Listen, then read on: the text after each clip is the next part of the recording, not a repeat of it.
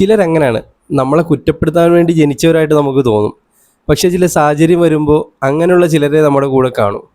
ഒരേ സമയം സന്തോഷവും അതേപോലെ തന്നെ സങ്കടവും തോന്നിയൊരു വീഡിയോ ആണ്, നിങ്ങളൊന്ന് കണ്ടു നോക്ക്.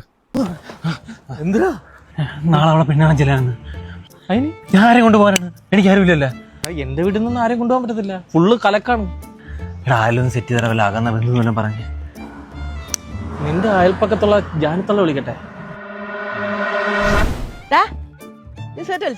ഞാനങ്ങ് വിളിച്ചിട്ടില്ല. പിന്നെന്തൊരു മണം വരുന്നേ? അതെനിക്കെങ്ങനെ അറിയാം? ആ സിഗരറ്റ് വലിച്ചാലേ പല്ലടിച്ചാ വാലിടും.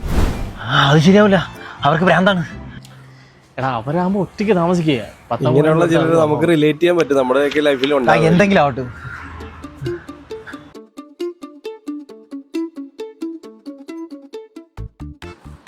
അമ്മയും അച്ഛനൊന്നും ഇല്ലാതെ വളർന്നു വെച്ചാ അവളെ ഒരു ഫാമിലിയിലോട്ട് അയക്കണമെന്നായിരുന്നു എൻ്റെ തീരുമാനം.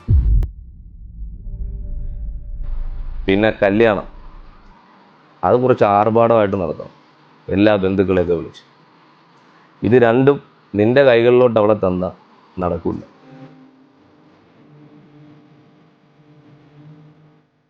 ചേട്ടാ ഒന്നോടൊന്ന് ആലോചിച്ചിട്ട്. ആലോചിക്കാനൊന്നുമില്ല നീ, അപ്പൊ ശരിയാണോ?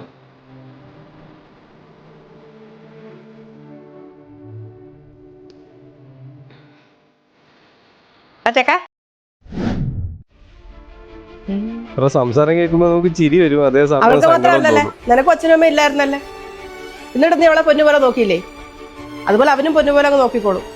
ബന്ധങ്ങളുടെ വില അറിയാവുന്ന വീടുകളിൽ വേണം പെമ്മക്കളെ കല്യാണം കഴിച്ച് അയക്കാൻ. അങ്ങനെ നോക്കിയാലേ നിങ്ങളെക്കാൾ കൂടുതൽ അവന് നന്നായിട്ട് അറിയാത്. പിന്നെ കല്യാണം അത് എപ്പോഴും രണ്ടുപേര് തമ്മിലാ, ബാക്കി എല്ലാരും കാണാൻ വരുന്നവരാ. അവരുടെ കല്യാണം കാണാൻ അനുഗ്രഹിക്കാനും ഞാനും നീയൊക്കെ പോരേടെ.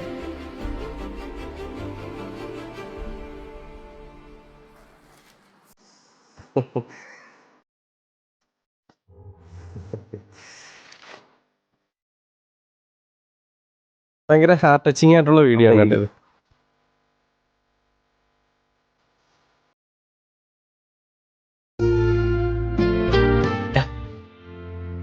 പിന്നെ ആ 3000 ഒരു 2000 കൊടുത്തേക്ക്.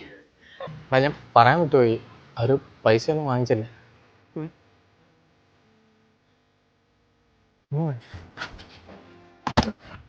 അവന്റെ അമ്മ ജീവിച്ചിരിക്കുകയാണെന്നുണ്ടെങ്കിൽ നീ അവർക്ക് കാശ് കൊടുക്കുമായിരുന്നു. ഞാൻ അവനെ എന്റെ മോനെ പോലെ കണ്ടിട്ടുള്ളൂ. നീ പോടാ ചക്ക, ഞാനങ്ങ് വന്നോളാം.